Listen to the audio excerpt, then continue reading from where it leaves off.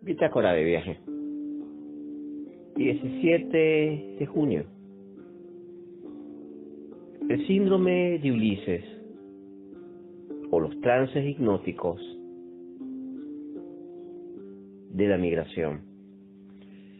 El síndrome de Ulises es conocido también como el síndrome del estrés crónico múltiple y múltiple. El término fue definido por el psiquiatra Joseba Ashotegui de la Universidad de Barcelona, y básicamente es un síndrome tras muchas décadas trabajando con refugiados e inmigrantes con estrés crónico, depresión, ansiedad. El profesor Joseba comienza a encontrar una serie de síntomas que incluyen desde desórdenes psicosomáticos, estrés crónico, dificultad para concentración, desórdenes del sueño, unido con altos niveles de ansiedad y a veces concomitante con depresión. Y encontró que una de las razones de lo que él llamó el síndrome de Ulises en relación, o como usando la metáfora de Ulises en la Odisea, encontró que es parte de un estrés muy continuo de personas con grandes dificultades para integrarse, para conectarse con la cultura con la cual están, la cultura nueva con la cual están viviendo. Y es muy interesante porque hacer una reflexión sobre el síndrome de Ulises es también entender que no estamos hablando del duelo migratorio clásico. Es decir, evidentemente toda migración implica una pérdida. Estas pérdidas implican múltiples duelos que van desde lo personal, hay duelos incluso de pareja, porque hay transformaciones profundas en la pareja o porque se deja la pareja en el país de donde se parte, o porque la pareja misma sufre una cantidad de transformaciones importantes durante el proceso de integración cultural o de lidiar con la nueva cultura en la cual se vive. Hay transformaciones en la dinámica familiar, hay transformaciones en el estatus, hay pérdida muchas veces del estatus social y económico, por ejemplo la pérdida de una profesión. Es decir, hay un contexto y hay una pérdida a nivel de comunidad. Incluso algunas personas describen pérdidas a nivel espiritual, dentro de una cosmogonía de lo que cada quien define como espiritualidad. Esta múltiple dimensión de pérdidas continuas, incluso pérdida del paisaje, pérdida de la cultura, genera una cantidad de alteraciones en estos contextos. Y eso genera, uno puede entender la interrelación, cómo eso va a afectar directamente esa maravillosa y compleja unidad que es mente, cuerpo,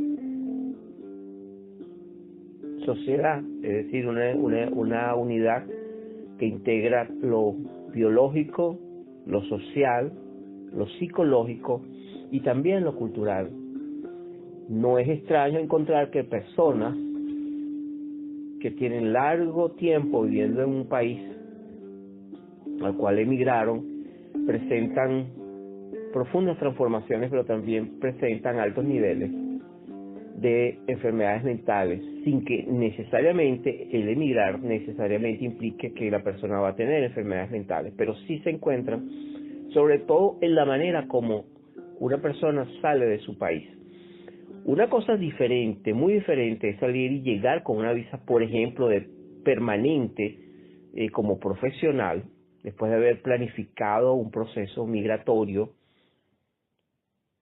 por 1 año, 2 años, llevando previsiones económicas para llegar al país. Y muy diferente es salir con un estatus de refugiado, salir del país abruptamente por razones políticas. Es muy diferente de la manera como se parte y la manera como llega a un país. Va a impactar muchísimo la manera de cómo la persona afronta en muchísimos casos el duelo migratorio. Y aquí quiero detenerme un poco a reflexionar el hecho de que hay un elemento que es crítico en mucha de la investigación que se ha encontrado acerca de lo que es migración y todo lo que es el tema de refugiados y salud mental. Más allá de la tragedia que implica ser un refugiado, ser un desplazado,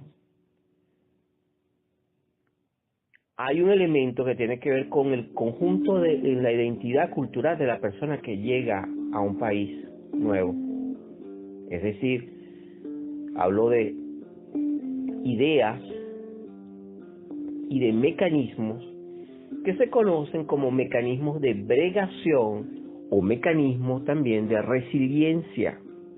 Últimamente yo he ido incorporando a este concepto también los mecanismos de antifragilidad desde la teoría de Nasser Taleb sobre su teoría de la antifragilidad, es decir, sistemas que incluyen familias, parejas e individuos que frente al caos, el desorden y la tragedia desarrollan mecanismos altamente creativos que le permiten no solamente fluir en medio de la complejidad que enfrentan, sino incluso desarrollarse y aprender y hacerse aún más fuertes en el término de poder transformar más allá de la simple resiliencia en una oportunidad para fortalecerse.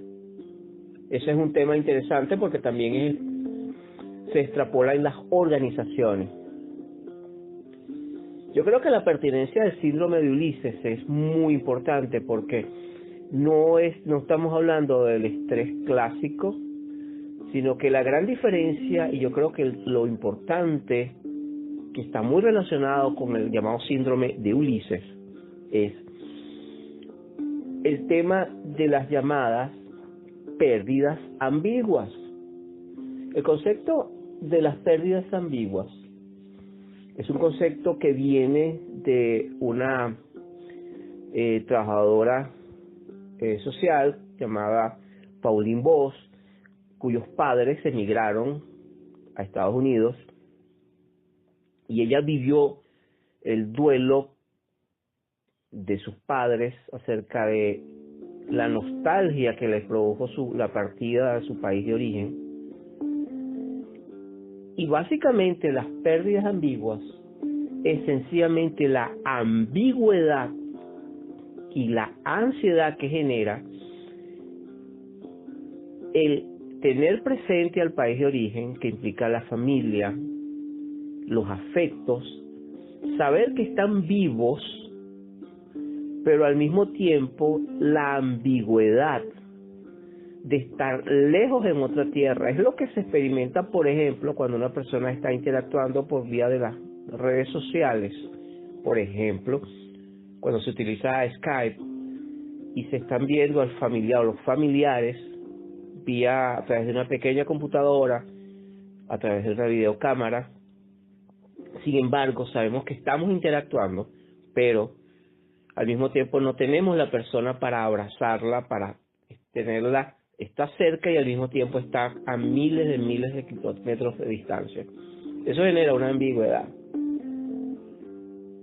Es muy frecuente, también podemos encontrar, por ejemplo, esos son cuando la presencia física está ausente, pero la emoción y el sentimiento están cerca de la persona que extrañamos. Hay un caso interesante cuando hablamos de pérdidas ambiguas, es cuando una persona, por ejemplo, tiene a un ser querido y de repente esta persona comienza a sufrir el deterioro que produce una enfermedad, por ejemplo, de Alzheimer,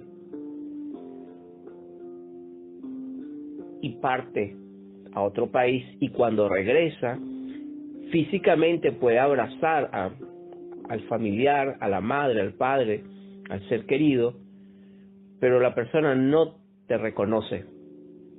Ahí tenemos un tipo de ambigüedad muy dolorosa que entra dentro de los términos de las llamadas pérdidas ambiguas. Muy bien.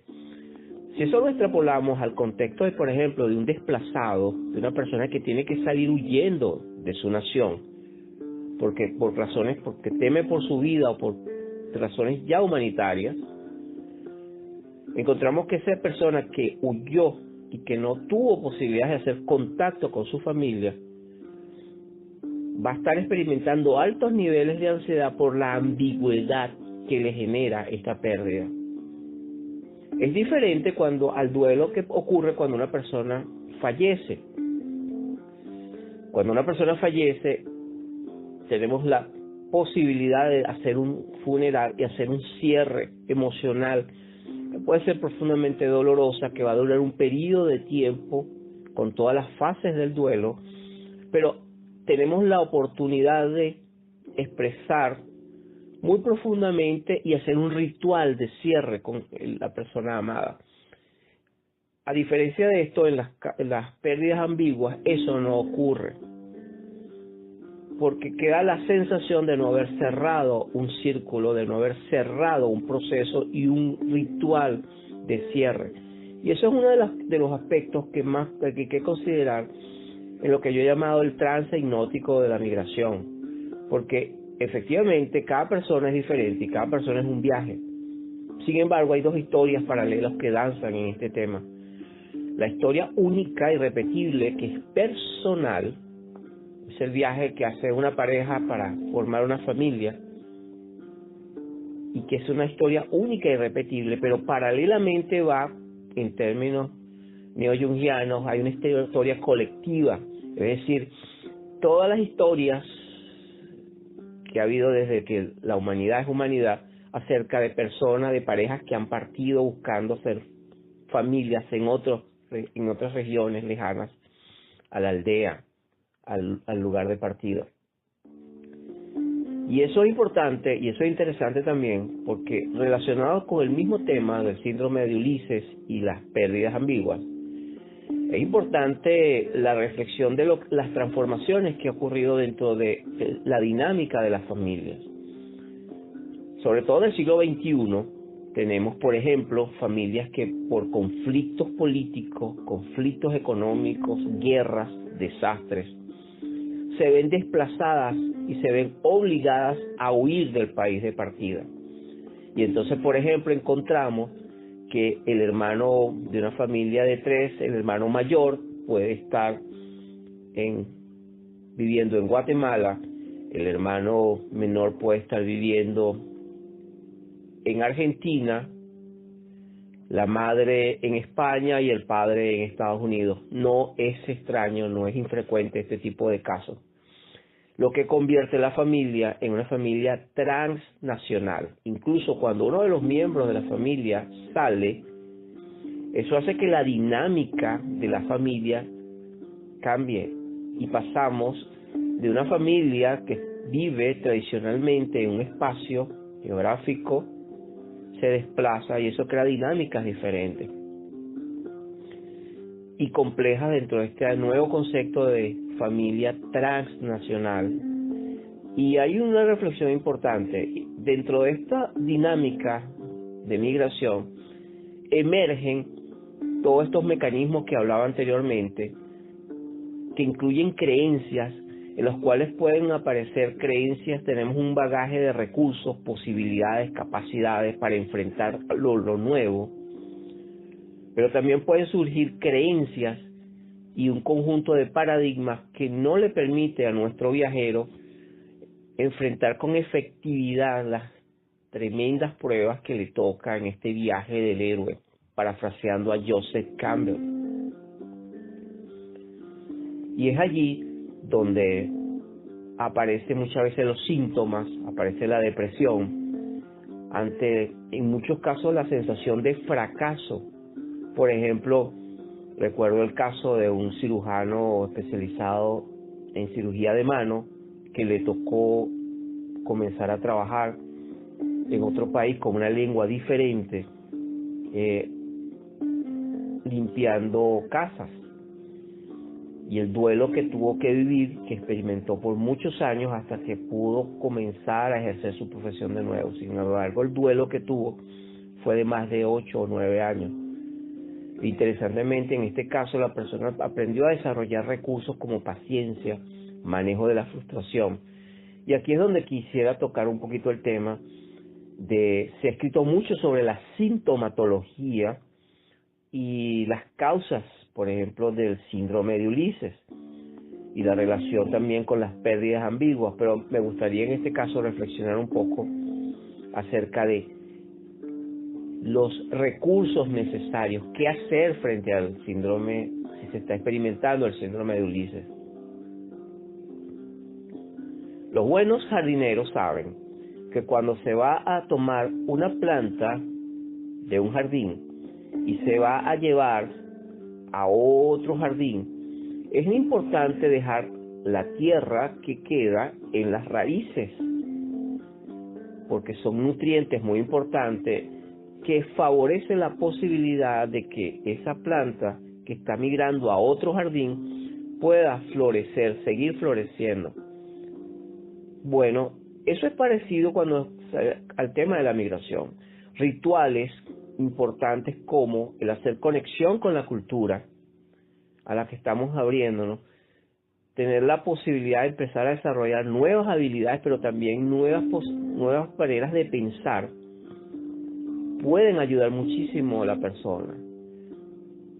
Prácticas básicas como dar paseos, caminatas, correr, escribir, llevar un diario, expresar las emociones a las personas queridas, utilizar inteligentemente las redes para expresar afecto, son algunos de los pequeños rituales que pueden ayudar a la persona a construir algo que es muy interesante. Cuando se migra hay un proceso de deconstrucción de la identidad que dejamos y hay un proceso de reconstrucción porque una nueva identidad comienza a nacer, una identidad que dejamos y una identidad que emerge.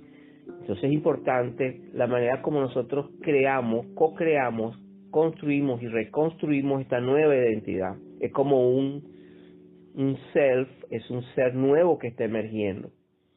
Y eso es sumamente importante porque cuando nuestro viajero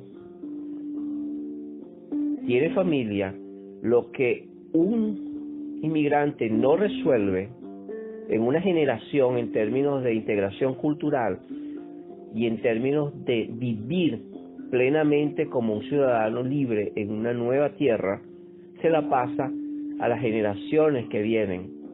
Y pudiéramos tener traumas migratorios que implican falta de integración, problemas conductuales, problemas mentales y otra serie de desórdenes que tienen que ver con desórdenes dentro de los contextos de una persona, que es el individual, pareja, familia, trabajo, comunidad, y que puede incluso pasar de generación en generación en generación. Tenemos el caso, por ejemplo, en muchos estudios que se han hecho acerca de comunidades que no se integran y comunidades que se integran mejor que otros. Y uno de los resultados que se ha encontrado es que tiene que ver con la apertura que podamos tener a abrirnos a nuevas posibilidades, a nuevas culturas, sin necesariamente tener que perder de dónde venimos y lo que somos. Y eso también me recuerda el concepto que plantea Amin Maalouf en su libro Las identidades asesinas. Las identidades asesinas son un tipo de concepto que desarrolla en su ensayo Maalouf acerca de cuando un inmigrante llega a una tierra nueva, extraña. Uno de los grandes anhelos de la persona es integrarse, pasar desapercibido y pasar como uno más de los locales que viven en la cultura. Por ejemplo, el caso de muchos africanos en el norte viviendo en Francia o en Alemania. Pero muchas veces ante la imposibilidad por el acento o por aspectos culturales o religiosos de pasar como un local más, la persona incluso puede polarizarse al otro extremo, negando la identidad nueva, negando la cultura que lo está hospedando y formando algo que se llaman los guetos culturales. Es decir, personas que van solamente conociendo, solamente se reúnen con personas de su propia nacionalidad, segregando, incluso generando guetos que no permiten la capacidad de crecimiento y desarrollar nuevas habilidades, nuevas experiencias, y que a la larga, en muchos casos, generan unas pérdidas mucho más ambiguas y pérdidas aún mucho más dolorosas que se expresan en una nostalgia que se hace crónica y que se puede convertir en una depresión instalada de larga data o en comportamientos incluso delictivos e incluso en desórdenes inmunológicos de diferente orden. Es por eso que la migración y el tipo de migración representa un gran desafío, pero también una inmensa posibilidad de desarrollo, de crecimiento personal y sobre todo una inmensa posibilidad de desarrollar habilidades que van más allá del paradigma de la víctima. Es decir, la capacidad de, a pesar de la tragedia, del dolor, la pérdida, la posibilidad extraordinaria de crear una nueva vida. Y desde el país donde comienza a emerger otra vida, poder incluso apoyar, generar ideas y contribuir con el país de origen. Eso es lo que un concepto se puede hablar de ser un ciudadano moviéndose entre dos mundos, creando puentes y posibilidades. Y eso es una experiencia que es arquetipal, pero es una experiencia también hermosamente y poderosamente generativa. Al fin y al cabo, en este maravilloso, terrible, solitario a veces, complejo, creativo, fascinante viaje de Ulises, hay muchas posibilidades de enriquecerse con un vasto conocimiento, con una gran experiencia que podemos legar a las próximas generaciones y que nos puede permitir viajar por este mundo con dignidad, libertad y con un profundo conocimiento de nosotros mismos. Hasta aquí las bitácoras de viaje. Nos encontramos en el próximo trance, en conexión con todos.